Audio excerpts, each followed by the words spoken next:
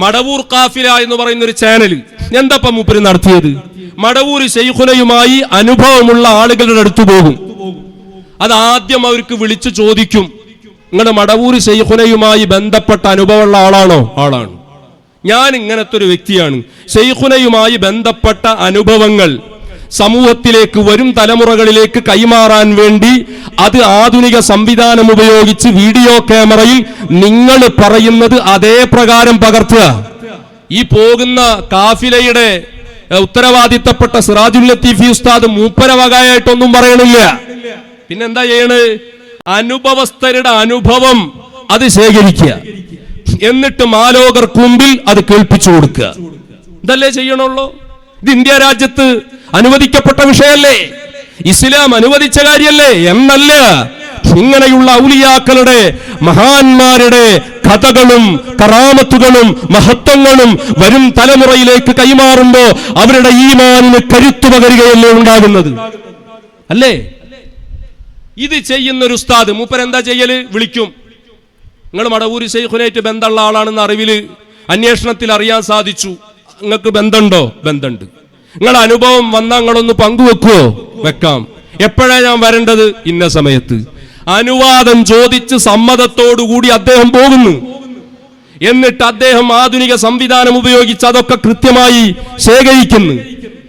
അത് ജനങ്ങൾക്ക് മുമ്പിൽ അവതരിപ്പിക്കുന്നു. അപ്പൊ മടവൂര് ശൈഖുന അപ്പൊ ഒരിക്കാകുള്ള പ്രശ്നം എന്താ? കാഫില ഉസ്താദിന്റെ ഭാര്യ, ഒരു സഹോദരി, അള്ളാഹു അവർക്ക് മഗ്ഫിറത്തും റഹ്മത്തും പ്രദാനം ചെയ്യട്ടെ. മടവൂർ ശൈഖുനയുടെ നോട്ടത്തിൽ, അസ്ഹാബുൽ വഖ്തുകളായ മശായിഖന്മാരുടെ മദദിൽ അള്ളാഹു ആ പ്രിയപ്പെട്ട സഹോദരിയുടെ ബർസഖിയായ ജീവിതം എല്ലാ അർത്ഥത്തിലും സന്തോഷകരമാക്കി കൊടുക്കട്ടെ.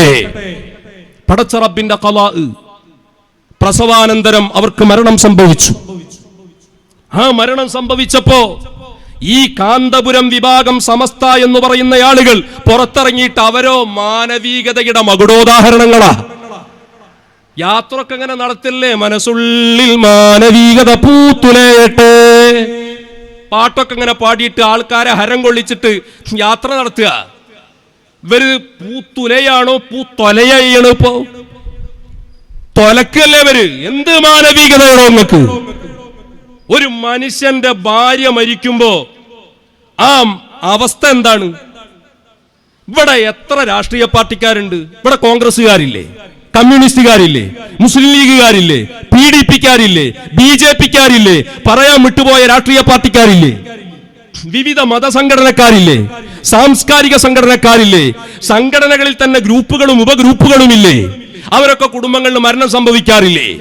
മരണം സംഭവിച്ചാൽ എതിരാളികളായ പ്രതിപക്ഷത്തുള്ള ടീം, കോൺഗ്രസ്സുകാരന്റെ ഭാര്യ മരിച്ചാൽ കമ്മ്യൂണിസ്റ്റുകാരൻ അത് രാഷ്ട്രീയ മുതലെടുപ്പിന് ഉപയോഗപ്പെടുത്തല? രാഷ്ട്രീയക്കാര് പോലും ചെയ്യാത്ത, യുക്തിവാദികൾ പോലും ചെയ്യാത്ത, നിരീശ്വരവാദികൾ പോലും ചെയ്യാത്ത ഏറ്റവും തരം താഴ്ന്ന ഏർപ്പാട് ഇത് ചെയ്യുന്നവരാണ് കാന്തപുരം സമസ്തയുടെ സൈബർ ഗുണ്ടകൾ, സംഘടനാ ഗുണ്ടായി സംഘടിക്കുന്നു. ആ മനുഷ്യന്റെ ഭാര്യ മരിച്ചപ്പോ അയാളോടുള്ള വിരോധം, അയാളൊരു തെറ്റും ചെയ്തിട്ടില്ല മാലോകരെ. ഏതിപ്പോ നടന്നുകൊണ്ടിരിക്കുന്ന വിഷയത്തിൽ, അദ്ദേഹത്തിന്റെ ഭാര്യയുടെ മരണവുമായി ബന്ധപ്പെട്ട വിഷയത്തിൽ നിയമത്തിന്റെ വഴിക്ക് നീങ്ങുന്നു. അന്വേഷണങ്ങൾ നടക്കട്ടെ, സത്യം പുറത്തു വരട്ടെ. നമ്മൾ അതല്ല പറയുന്നത്. മതപരമായി അദ്ദേഹം മടവൂർ ശൈഖുനയുടെ കറാമത്തുകൾ ശേഖരിച്ചത് സമൂഹത്തിലേക്ക് എത്തിച്ചു കൊടുത്തു. ഇത് തെറ്റാണോ? അതിന്റെ പേരിൽ ആ മനുഷ്യനെ വേട്ടയാടി. അദ്ദേഹത്തിന് ഏതൊക്കെ രൂപത്തിലുള്ള പ്രയാസം ഉണ്ടാക്കി എന്ന് പറയോ? ഒരു കാലത്ത് ഇവരെ സംഘടന നന്നായി അത് ഉപയോഗപ്പെടുത്തിയതാ സംവിധാനം. എത്രയോ പ്രേക്ഷകരുള്ള ചാനലാണത്, എത്രയോ കാഴ്ചക്കാര് ഉള്ള ചാനലാണത്. അത് AP വിഭാഗം നന്നായി ഉപയോഗപ്പെടുത്തി. എത്രത്തോളം? ഞങ്ങളിത് ഉള്ളതുപോലെ പറയാണ്, ആർക്കും വിഷമൊന്നും തോന്നണ്ട. സാക്ഷാൽ കാന്തപുരം AP അബൂബക്കർ മുസ്ലിയാർ വരെ ആ ചാനലിൽ കയറി പ്രസംഗിച്ചിട്ടുണ്ട്. ഇവരുടെ സംഘടന ഉത്തരവാദിത്തപ്പെട്ട ആളുകൾ ഒന്നല്ല രണ്ടല്ല ഒരുപാട് ആളുകൾ അതിൽ സംസാരിച്ചിട്ടുണ്ട്. ആ ചാനൽ ഇന്നും നിങ്ങൾക്ക് കാണാൻ പരിശോധിച്ചാൽ. എന്നിട്ട് വേണ്ടുവോളം അയാൾ ഉപയോഗപ്പെടുത്തി. തെക്കൻ ജില്ലയിലെ സ്ഥാപനങ്ങൾക്ക് വേണ്ടി അദ്ദേഹത്തെ ഗൾഫിലേക്ക് പറഞ്ഞയച്ചു. എരിപരി കൊള്ളുന്ന അറേബ്യയുടെ മണലിൽ അദ്ദേഹം പിരിവെടുത്തു കൊണ്ടുവന്ന് എന്നിട്ട് സ്ഥാപനത്തിന് സംഖ്യകൾ കൊടുത്തു. സംഘടനാപരമായി അദ്ദേഹത്തിന്റെ കഴിവുകളും ഊർജങ്ങളും ഇവർ ഉപയോഗപ്പെടുത്തി. പിന്നെ മടവൂർ ശൈഖുനാടെ മഹത്വം പറഞ്ഞ് ജനങ്ങളൊക്കെ മടവൂർ കാഫിലെ ഏറ്റെടുത്തു, ഹൃദയത്തോട് ചേർത്തു പിടിച്ചു. കാരണം ഇതാരാ മുതല്? അല്ലാഹു ഈ ഉമ്മത്തിന് കനിഞ്ഞരളിയ, കേരളക്കാർക്ക് കനിഞ്ഞരളിയ ശൈഖുൽ മശായിഖായ ശൈഖുനാ മടവൂർ. കിടന്ന കിടത്തത്തിൽ ഒരൊറ്റ ദിവസം തന്നെ നൂറുകണക്കിന് കറാമത്തുകൾ ഒന്നിന്റെ പുറകിൽ ഒന്നായി കറാമത്തുകളുടെ കലവറയില്ലാത്ത അവസരം സൃഷ്ടിച്ച മഹാനായ ശൈഖുനാ മടവൂർ. നീറുന്ന നൂറ് പ്രശ്നങ്ങൾ ശൈഖുനായുടെ ഹളറത്തിൽ ചെല്ലുമ്പോ ശൈഖുന അവിടത്തെ ഒരു വാക്കുകൊണ്ട് അതിന് പരിഹാരം നൽകുകയാണ്. അനുഭവിച്ചവരാ കേരളക്കാർ. അത് സമൂഹത്തിലെത്തിച്ചു. സമാനതകളില്ലാത്ത മശായിഖന്മാരുടെ ചക്രവർത്തിയായി വാണു മഹാനായ ശൈഖുൽ മശായിഖ് സുൽത്താനുൽ ഔലിയാ ശൈഖുനാ മടവൂർ. അത് ജനങ്ങളിലേക്ക് എത്തി. അപ്പൊ എല്ലാവരും മടവൂരിലേക്ക് ഒഴുകി. എന്ത് വിഷയം വരുമ്പോഴും മടവൂര് ശൈഖുനയുടെ പേരിൽ മദ്ഹ് ചൊല്ലാൻ തുടങ്ങി, ശൈഖുനയുടെ പേരിൽ നേർച്ചയാക്കാൻ തുടങ്ങി.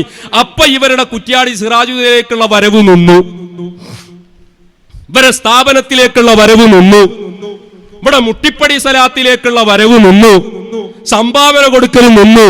കാരണം ഇവര് കള്ളത്തരം പ്രചരിപ്പിക്കുക, ഇവരിങ്ങനെ വലിയ ബലൂൺ ഇങ്ങനെ ഊതി വീർപ്പിച്ചിട്ട് ജനങ്ങളുടെ മുമ്പിൽ ഇങ്ങനെ അവതരിപ്പിക്കുക. ജനങ്ങളെ തിരിച്ചറിഞ്ഞു.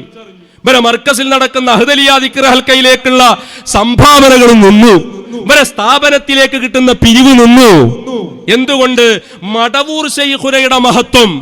അത് മടവൂര് കാഫിലക്ക് നേർച്ചാക്കിയിട്ടല്ല, പിന്നെ മടവൂർ ശൈഖുനയെ കുറിച്ച് മനസ്സിലാക്കിയപ്പോ ശൈഖുനയുടെ പേരിൽ വീട്ടുകളിൽ ഒരുമിച്ചുകൂടി ദിക്റുകളും മൗലിദുകളും മാലകളും ചൊല്ലി കുട്ടികളെ ഒരുമിച്ച് കൂട്ടിയിരുത്തി മടവൂർ ശൈഖുനയുടെ ഹദറത്തിലേക്ക് എല്ലാ ആഴ്ചയും ഇടതടവില്ലാതെ ആളുകൾ ചെന്നിട്ട് സങ്കടം പറയാൻ തുടങ്ങി, പരിഹാരം കിട്ടാൻ തുടങ്ങി.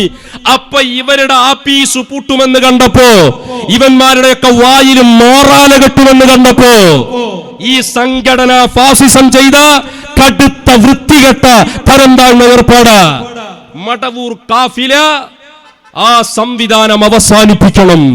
ലത്തീഫി ഉസ്താദിനെ വിളിച്ചിട്ട് പറഞ്ഞു, എല്ലാ സ്ഥലത്തും നിങ്ങൾ ഇങ്ങനെ ഈ ക്യാമറയിട്ട് നടന്നിട്ടുള്ള ഈ റെക്കോർഡിംഗ് ഒക്കെ നിർത്തണം. അപ്പൊ അയാള് പറഞ്ഞു, എങ്ങനെ നിർത്തല്? ഇത് ശൈഖുനാടെ മദ്ഹല്ലേ പറയണത്, അതൊന്നും പറ്റൂല, സംഘടന തീരുമാനിച്ചതാ. അപ്പൊ തെക്കൻ കേരളത്തിലുണ്ട് ഒരു മാദിഹുർ റസൂലിന്റെ പ്രഭാഷകൻ, തേങ്ങാക്കൊലയാണ്.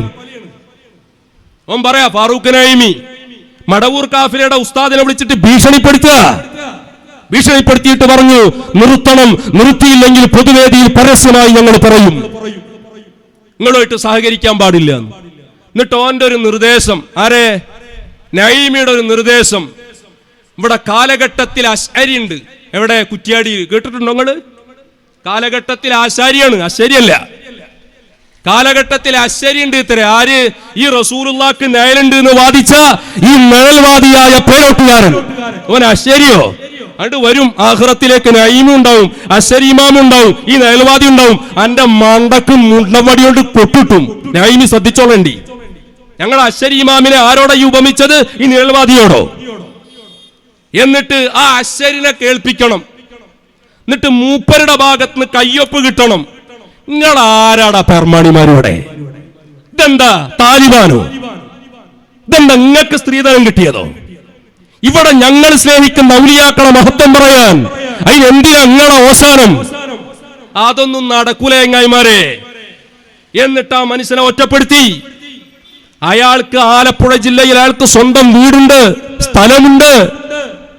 അവിടെയൊന്നും അയാളെ നിർത്താത്ത രൂപത്തിൽ സംഘടനാ ഫാസിസം കളിച്ച് അയാളെ ഭീഷണിപ്പെടുത്തി അയാൾക്ക് കിട്ടാവുന്ന ഈ അനുഭവം പങ്കുവെക്കുന്ന ആളുകൾക്കൊക്കെ ഇവരുടെ സംഘടനാ ചാനൽ ഉപയോഗിച്ച് വിളിച്ചിട്ട് പറഞ്ഞു, ഇനി അവർക്ക് അനുഭവം പറഞ്ഞു കൊടുക്കാൻ പാടില്ല. അയാൾ ആരൊക്കെ മടവൂർ ശൈഖുനയെ മഹബത്ത് വെച്ച് അയാളോട് സഹകരിക്കുന്നവരുണ്ടോ അവരെയൊക്കെ ഭീഷണിപ്പെടുത്തി, അയാളെ ഒറ്റപ്പെടുത്തി. അപ്പൊ അയാൾക്ക് പിന്നെ രക്ഷയില്ല. അയാൾ മലപ്പുറം ജില്ലയിലേക്ക് താമസം മാറ്റി. ചോദിക്കുന്നുണ്ട് ഒരുത്തൻ, എന്തിനാ മൂപ്പര് മലപ്പുറം ജില്ലയിലേക്ക് താമസം മാറ്റിയത്? ആര് ചോദിക്കുന്നു? 15 വെച്ചു കൊടുക്ക. ചോദിക്കുന്നുണ്ട്, എന്താ ഒരു വാളക്കുളത്തുകാരൻ മൗലവി ഉണ്ട്, ഇവരുടെ AP വിഭാഗത്തിന്റെ ഔദ്യോഗിക പ്രതിനിധിയാ. അയാൾ ചോദിക്കുക, അന്വേഷണത്തിന് ഉത്തരവിടണം, ആലപ്പുഴ ജില്ലക്കാരൻ എങ്ങനെ ഇവിടെ മലപ്പുറം ജില്ലയിലെ ചട്ടിപ്പടിയിലെത്തി, ചട്ടിപ്പറമ്പിലെത്തി. അയാൾ പറയുന്നത് കേട്ടു. 15 എന്തിനാണ് ഇദ്ദേഹം ചട്ടിപ്പറമ്പിൽ വന്നത്? ആലപ്പുഴക്കാരനായി ഈ മൗലവി എന്തിന് ചട്ടിപ്പറമ്പിൽ വന്നു? അന്വേഷിക്കേണ്ടതില്ലേ? എന്തിനാ വന്നതെന്നാ ഞങ്ങൾ പറഞ്ഞത്?